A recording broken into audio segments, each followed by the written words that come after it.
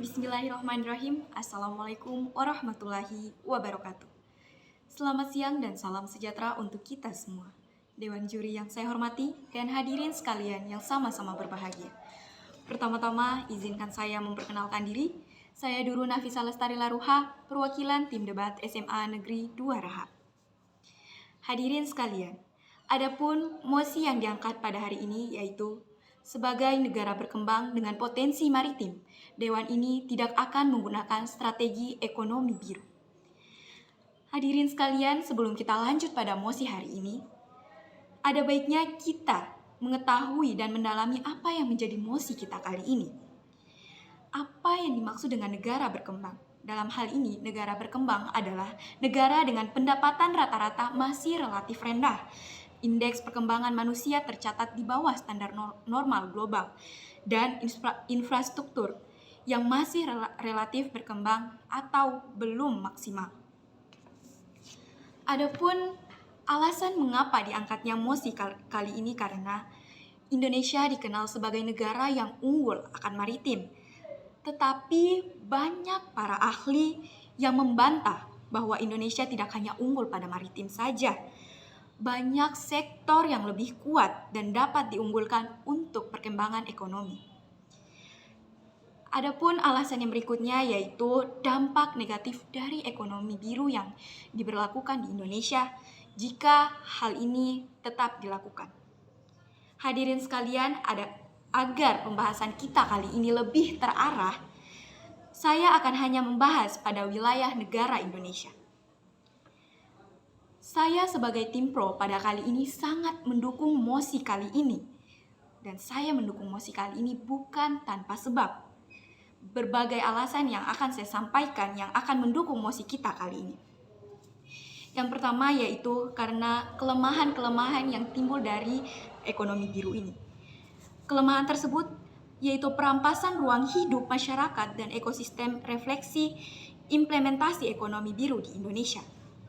Di antaranya yaitu reklamasi. Salah satu contoh dari implementasi reklamasi ini yaitu salah satu nelayan di daerah pelabuhan Muara Angke yang mengalami penurunan pendapatan yang tadinya dari 1,5 juta menurun jadi 150.000. Hal ini penurunan yang sangat signifikan dari pemberlakuan ekonomi biru.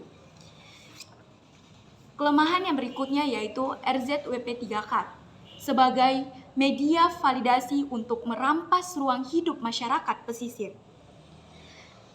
Hadirin sekalian, kita harus terlebih dahulu mengetahui apa itu RZWP3K. RZWP3K adalah rencana zonasi wilayah pesisir dan pulau-pulau kecil.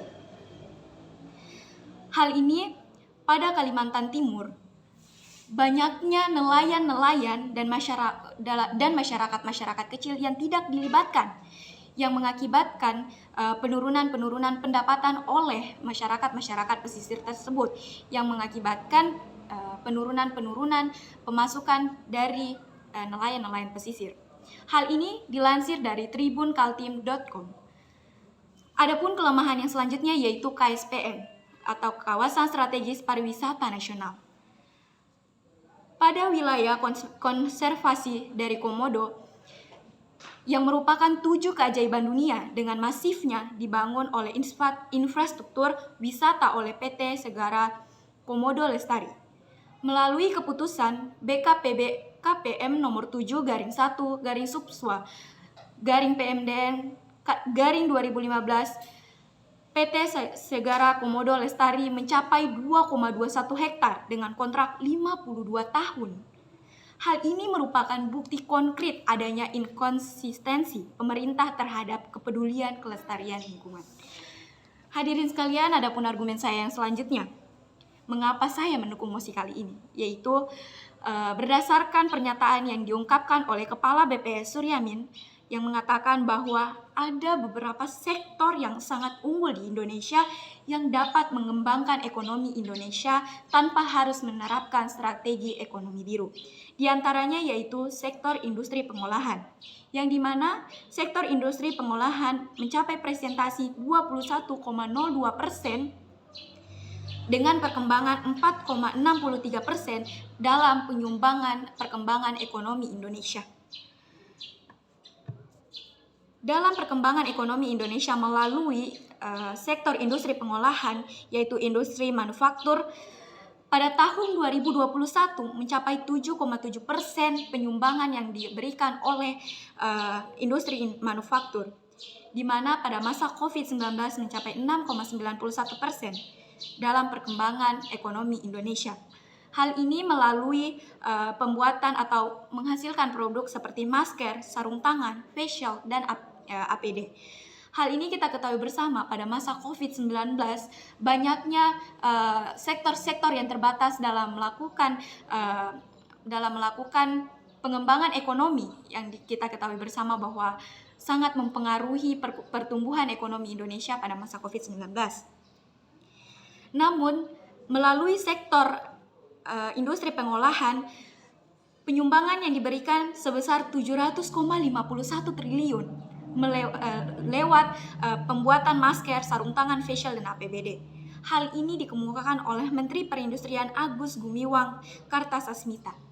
Hadirin sekalian, dari argumen dan pendapat-pendapat yang telah disampaikan, Dewan memutuskan untuk tetap tidak memperlakukan strategi ekonomi biru dalam pengembangan ekonomi di Indonesia, karena dilihat dari dampak-dampak yang diberikan ternyata lebih mengarah ke dampak negatif daripada dampak positifnya.